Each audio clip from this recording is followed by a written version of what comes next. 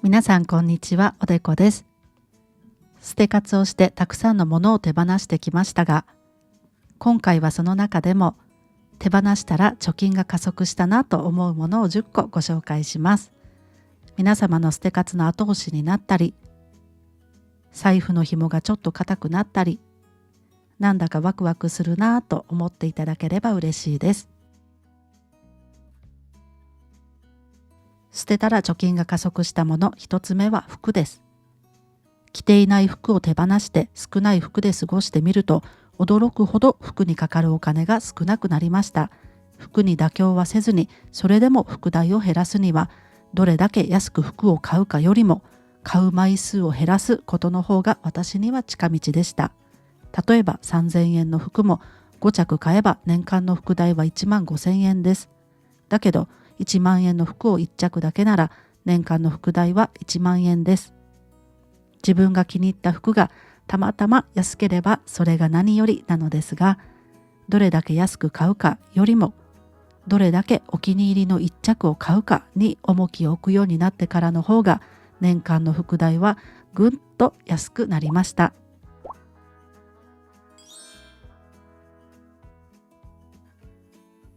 服を手放す決意はすんなりとはいかなかったですが、その時の葛藤がお気に入りを見つける力になっているのだと今実感しています。そしてもう一つ、服を減らしたことで服の管理コストも減らすことができました。例えばハンガーなら、単純に言えば服の枚数と同じだけ必要になります。100着ならハンガー100本、20着ならハンガー20本です。そして服が増えればその分ハンガーも増やす必要があります。クリーニング代もそうです。クリーニングが必要な服が10着なら10着分のクリーニング代がかかります。他にも服を減らしてクローゼットの容量も半分で済むのなら、収納力を上げるための収納グッズや追加の家具も必要なくなります。服を減らすコツは、買いすぎて失敗と自分を否定するのではなくて、人生の方向転換をちょっとやってみようかなくらいの感覚の方がうまくいくような気がします。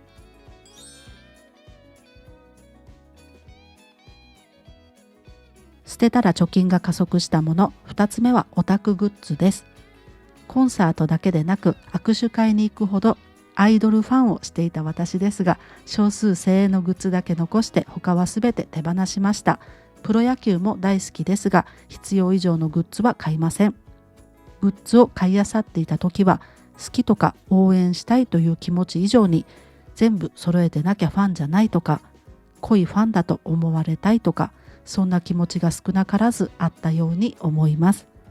好きだから買うことに問題はないのですが、周囲の目を意識して買うのは後々の自分を苦しめる結果になるのかもしれません。周囲の人にどう思われても関係ないし、自分が心から楽しめればそれ以上のものは必要ない。思い切ってグッズを手放してみると、そんな風に考えられるようになって、グッズへの散財がなくなってきました。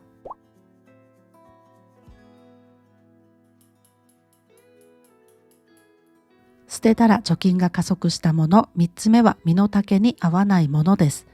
せっかくいいものを買ったはずなのに、もったいなくて使えないとなるのは身の丈に合ってなかったからかもしれません。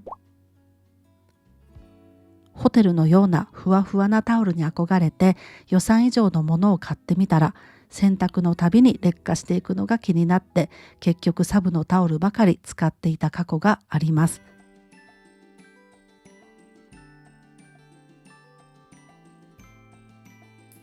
タオルはある意味消耗品だからこそ、気兼ねなく使えるものが私には合っていたと気づきました。タオルは一例で、バッグやアクセサリーなども値段や憧れだけでなく、使うかどうかで選ぶようにしたら、身の丈に合わないものに手を出すことが減ったように思います。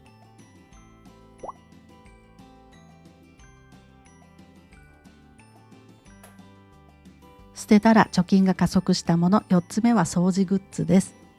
新しい掃除グッズを買うとモチベーションはぐっと上がるのですが、結局使わなくなって置物と化すことも少なからずありました。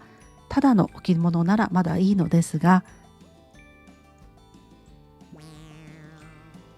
掃除しなきゃとプレッシャーをかけてくる置物になるのです。使っていない掃除グッズを手放した後は〇〇専用みたいな掃除グッズは買わなくなりました。100点の掃除を目指して便利グッズにコストをかけるよりも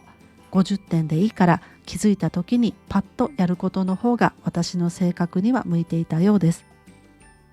今は新しい掃除グッズはめったに買わなくなりました。使い終わったタオルやインナーをウエスにして気づいた時にささっと拭き取る、これだけを心がけています。捨てたら貯金が加速したもの、次は化粧品です。使いこなせなかった大量の化粧品を手放して、今は必要最小限のラインナップで過ごしています。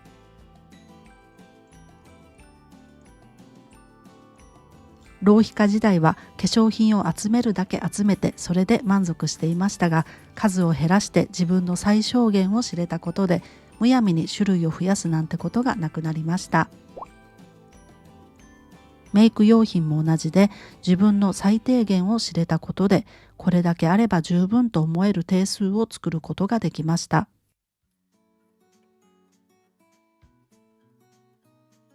この先もずっと最小限をキープしようと決めているわけではありませんが、最小限を知ることで買いすぎを防止できるようになるのだと思います。化粧品迷子でなんとなく新しいものをいつも探していたのに、今は必要ないという時期が人生で初めてやってきました。捨てたら貯金が加速したもの、6つ目はお客様用のものです。布団、食器、スリッパなどお客様用のものを手放したことで、お買い物する時の言い訳の一つにお客様用にすればいいからというのがあったことに気づきました。実際のところ転勤族の我が家にお客様は全く来なくて、持っていても使う機会はやってきませんでした。お客様用のものはみんな捨てるべきという話ではなくて、お買い物の言い訳に都合よく使っている部分を整理することで浪費は減っていくのだと実感できたというお話です。もしお客様用として眠ったままの食器があるなら、自分用に使ってみるのもおすすめです。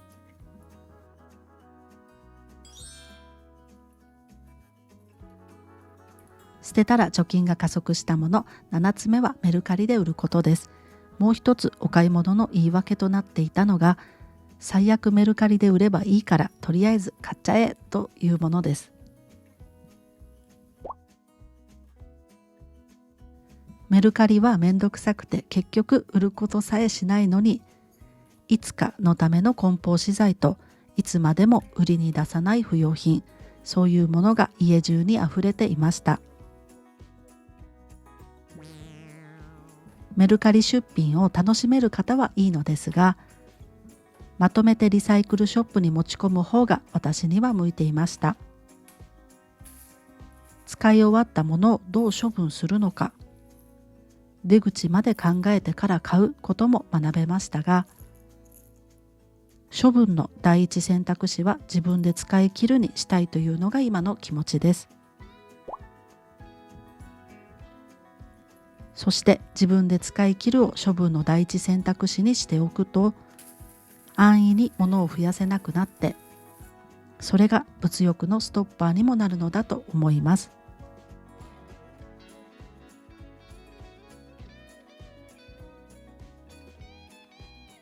捨てたら貯金が加速したもの、8個目はアプリメルマガです。部屋が寒いなら窓を閉めるし、音が大きければボリュームを絞ります。なのに浪費が止まらないと言いながら、お買い物系アプリをスマホにずらりと並べていたのが過去の私です。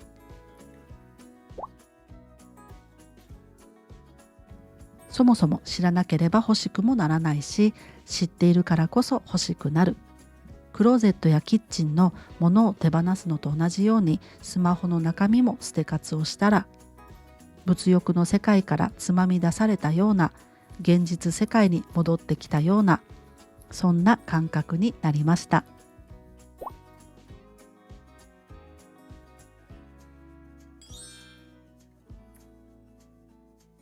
捨てたら貯金が加速したもの。9個目はクレジットカード、ポイントカードです。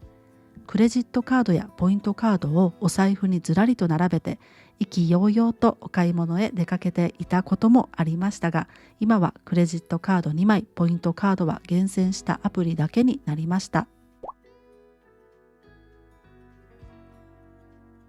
クレカやポイントカードを減らすと大きな財布も必要なくなって持ち物も身軽になれました。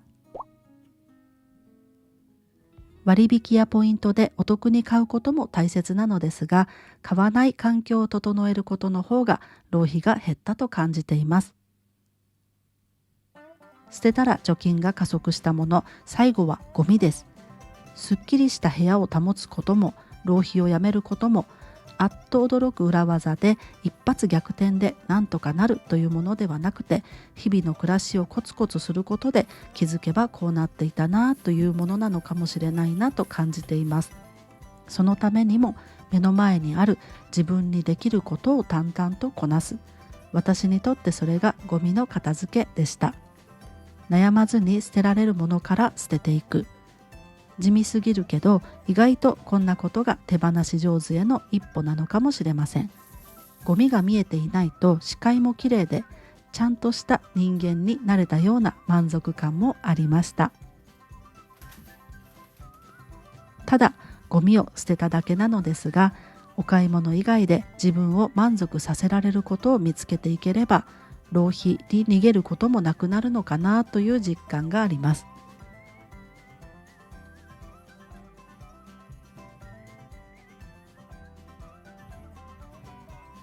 何を手放すか何を残すかはすべて自由です。手放すのも正解だし手放さないのも正解です。